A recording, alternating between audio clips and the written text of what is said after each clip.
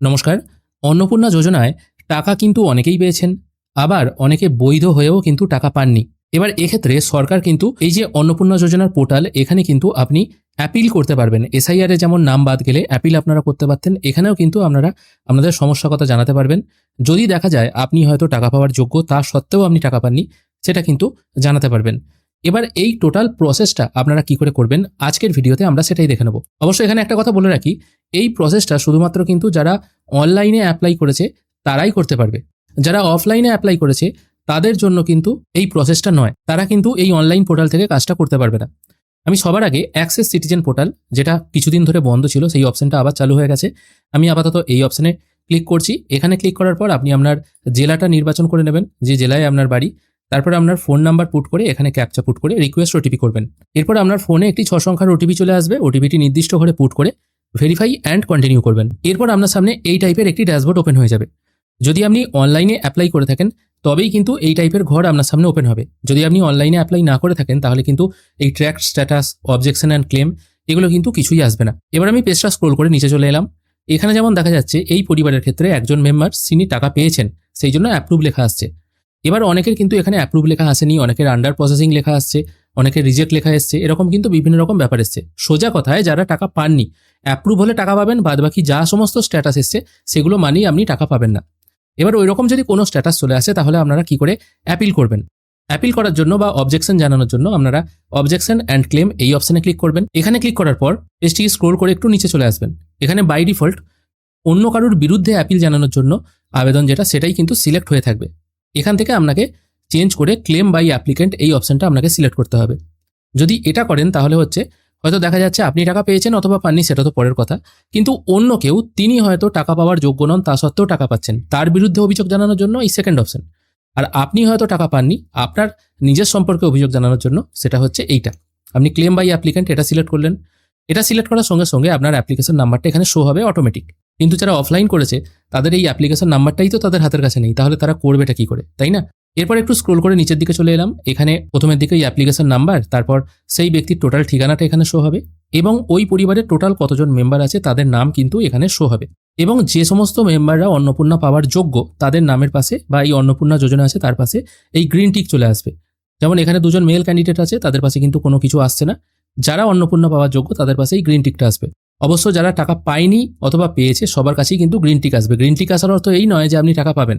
Green tick আসার অর্থ হচ্ছে এটাই, আপনার বয়সটা অন্নপূর্ণা যোজনার জন্য এলিজিবল হচ্ছে, এটাই হচ্ছে অর্থ।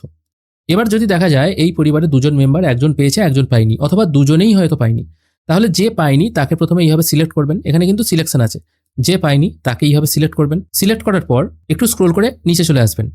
এখানে দেখুন দুভাবে আপনারা ক্লেম জানাতে পারেন। প্রথমে বলা হয়েছে আবেদনের বিবরণ ভুল আছে, আর দ্বিতীয়ত হচ্ছে ভুলবশত অযোগ্য হিসাবে চিহ্নিত করা হয়েছে। প্রথমে বলি আবেদনের বিবরণ ভুল আছে, এটা বলতে কাদের হচ্ছে, যেমন ধরুন আপনি হয়তো অ্যাপ্লাই যখন করেছিলেন আপনি দেখতে পাচ্ছেন আপনার নামের বানানটা হয়তো ভুল হয়ে গেছে, যার ফলে আপনার টাকাটা আসেনি, আন্ডার প্রসেস লেখা চলে এসেছে, এরকম ব্যাপার। সেক্ষেত্রে আবেদনের বিবরণ ভুল আছে এই অপশনে টিক মার্ক দেবেন। তারপর আপনার যে আবেদনটা আছে মানে সেটা কোন জায়গায় ভুল সেটা এখানে মেনশন করে দিতে হবে। এবার এই রিমার্কসের ঘরে কি লিখবেন, আপনার যেটা সমস্যা আছে সেটাই কিন্তু আপনাকে লিখতে হবে। যেমন দেখুন আমি এখানে বাংলায় কিছুটা টাইপ করে দিয়েছি, টাইপ করার সঙ্গে সঙ্গে এটা কিন্তু বাংলায় চলে এলো। এবার এখানে একটা কথা বলে রাখি, এই যে বাংলায় টাইপ করছেন না, আপনি হয়তো দেখতে পাচ্ছেন আপনি বাংলায় টাইপ করে দিলেন, ঠিক আছে, মোবাইলেও তো এখন মুখে বলে দিলে টাইপ হয়ে যায়। কিন্তু অনেক সময় দেখা যায় আপনি এই যে বাংলায় টাইপ করে দিচ্ছেন, এটা যখন ব্যাক এন্ড থেকে আপনার জিনিসটি যখন দেখা হবে তাদের সিস্টেমে হয়তো বাংলা সাপোর্ট করে না। সেক্ষেত্রে বেটার হয় আপনি এই যেটা এখানে বাংলা টাইপ করে দিচ্ছে সেটা ইংরেজিতে ট্রান্সলেট করে দিন, তাহলে কিন্তু তাদের ওখানে সঠিকভাবে ইংরেজিটা যাবে এবং তারা তখন বুঝতে পারবে। এবার বলবেন তাহলে আমরা তো মুখে মুখে এই মোবাইলে বাংলাই বলতে পারি, ইংরেজি তো বলতে পারি না, তাহলে করব কি করে? সেটাও কোনো অসুবিধা নয়। আপনি এখানে একদম ডাইরেক্ট যেমন মুখে বলছেন সেটা মুখে বলে দিন, যতটুকু বলতে চাইছেন ততটুকু বলে দিন। বলা হয়ে গেলে এই টোটাল জিনিসটাকে কপি করে নিন। কপি করে নেওয়ার পর আপনার মোবাইল থেকে বা পিসি থেকে যেখানে ইচ্ছে আপনি টাইপ করুন গুগল ট্রান্সলেট। ট্রান্সলেট করার পর আপনি যেটা লিখে দিলেন আর কি, বাংলা যেটা লিখলেন সেটা এখানে পেস্ট করে দিন। দেখুন এটা আমি এখানে পেস্ট করে দিলাম, এটা চলে এলো কিন্তু এখানে ইংরেজিতে। এই যে ইংরেজিতে চলে এলো এটাই কিন্তু আপনাকে কপি করে নিতে হবে। আমি আপাতত এখানে কপি করে নিচ্ছি, অথবা আপনারা এটা এইভাবে সিলেক্ট করে নিয়েও কপি করতে পারেন। আমি এটা টোটালটা কপি করে নিলাম। কপি করে নেওয়ার পর এই যে মন্তব্যের ঘর আছে এখানে আমি এটা পেস্ট করে দিলাম। এটা দেখুন এটা ইংরেজিতে হয়ে গেল। টোটাল 500 ওয়ার্ডের মধ্যে লিখতে হবে। ঠিক আছে? আপনি এত ছোট না লিখলে আরও বেশিভাবেও লিখতে পারেন, আরও বড় করেও লিখতে পারেন। মানে প্রথমে মোবাইল থেকে বলুন, মোবাইল থেকে বললেই সুবিধা হয়। মোবাইলে যেটা সমস্যা হয়েছে সেটা বাংলায় বলে দিন, যতটা ইচ্ছে সুন্দরভাবে, যেমনভাবে ইচ্ছে বলে দিন। তারপর সেটাকে কপি করে এনে গুগল ট্রান্সলেটে ফেলবেন। টোটাল বাংলাটা কপি করে এনে গুগল ট্রান্সলেটে ফেলবেন। আপনি যেমনই বলুন না কেন, গুগল ট্রান্সলেটার কিন্তু একদম সুন্দর ইংরেজিতে ট্রান্সফার করে দেবে বা অনুবাদ করে দেবে।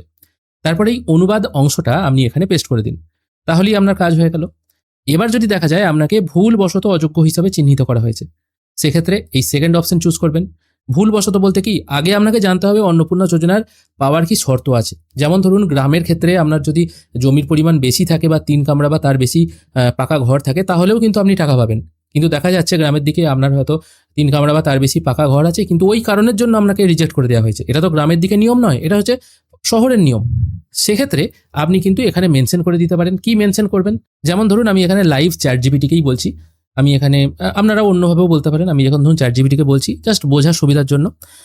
আমি অন্নপূর্ণা পাওয়ার যোগ্য বা অন্নপূর্ণা যোজনা পাওয়ার যোগ্য, কিন্তু দেখা যাচ্ছে আমি যখন ফর্ম ফিল আপ করেছিলাম সেখানে 3টের বেশি পাকা রুম আছে এটা লিখেছিলাম।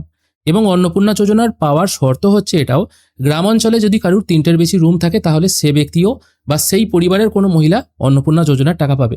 কিন্তু আমার তা সত্ত্বেও অন্নপূর্ণা যোজনার টাকা আসেনি। আমার মনে হয় 3টির বেশি রুম আছে বলে আমার ফর্মটি রিজেক্ট করে দেওয়া হয়েছে। তো আমি আমার যে সমস্ত তথ্যগুলো ফর্মে দিয়েছি সেগুলো সব কিছুই সঠিক। আমি এখানে কোনো ভুল তথ্য দিইনি। তাই আমার ফর্মটি যাতে আবার পুনর্বিবেচনা করা হয় এবং আমি যাতে পুনরায় টাকা পাই সেই ব্যবস্থা যদি করে দেন, তাহলে আমি আন্তরিকভাবে আপনার কাছে কৃতজ্ঞ থাকব। এটা আমি টোটাল বাংলায় বললাম, ঠিক আছে? এটা আমি ইয়েস করে দিচ্ছি। এখানে দেখুন এটা বাংলায় চলে আসবে। মোটামুটি আমি কম্পিউটারে দেখানোর জন্য তো অন্য কিছু নেই। দেখুন এখানে, দেখুন আমি এখান থেকে বলেছি। আমি এই প্রথমটা যেহেতু আপনাদের শোনানোর জন্য বলেছি সেই জন্য এটাও রেকর্ড হয়ে গেছে। আমি এখানটা কপি করে নিচ্ছি। এটা দেখুন এই কৃতজ্ঞ থাকবো অবধি আমি এটা কপি করে নিচ্ছি। এটা আমি Ctrl+C দিয়ে কপি করে নিচ্ছি। আপনার মোবাইলে থেকে যদি করেন এটাকে টিপে ধরে কপি অপশন চলে আসবে। আর এখানে যেটা বাংলাটা বললেন সেটা গুগল ট্রান্সলেটারে গিয়ে ইংরেজিতে ট্রান্সলেট করে নেবেন, তারপর এখানে এসে সরাসরি পেস্ট করে দেবেন, তাহলেই হয়ে গেল। এটাই হচ্ছে ব্যাপার। সেরকম কিন্তু কোনো ঝামেলার ব্যাপার নেই যে বিশেষ কিছু ফরম্যাটে লিখতে হবে বা এই ফরম্যাটে না লিখলে আপনার আবেদনটি দেখা হবে না, সেরকম কিন্তু না। সব কিছু মানুষই বিচার বিবেচনা করবে, তারাও দেখবে। আপনি যদি কিছু ভুল লিখেও ফেলেন 2-1 কথা, কোনো অসুবিধা নেই। তারপর আপনাকে দাবির সমর্থনে নথি জানাতে হবে। এবার কি সমর্থনে নথি জানাবেন? দেখা গেল হচ্ছে তো আপনার 3 কামরার বেশি রুম আছে বলে আপনার ফর্মটি রিজেক্ট করেছে। সেক্ষেত্রে আপনি ঘরের ছবি যদি তুলে পাঠান, তো আপনি তো মেনশন করেই দিয়েছেন আপনার 3টের বেশি রুম আছে, তাহলে কি করে আপনি আবার প্রুফ করবেন, তাই না? এক্ষেত্রে আপনি আপনার ভোটার কার্ড, আধার কার্ড এই জিনিসগুলো আপলোড করতে পারেন। এবার এখানে অ্যাকচুয়ালি কি আপলোড করতে হবে সেটা কিন্তু মেনশন করা নেই। জেপিইজি অথবা পিডিএফ ফরম্যাট 50 থেকে 200 কেবির মধ্যে আপনাকে আপলোড করতে হবে।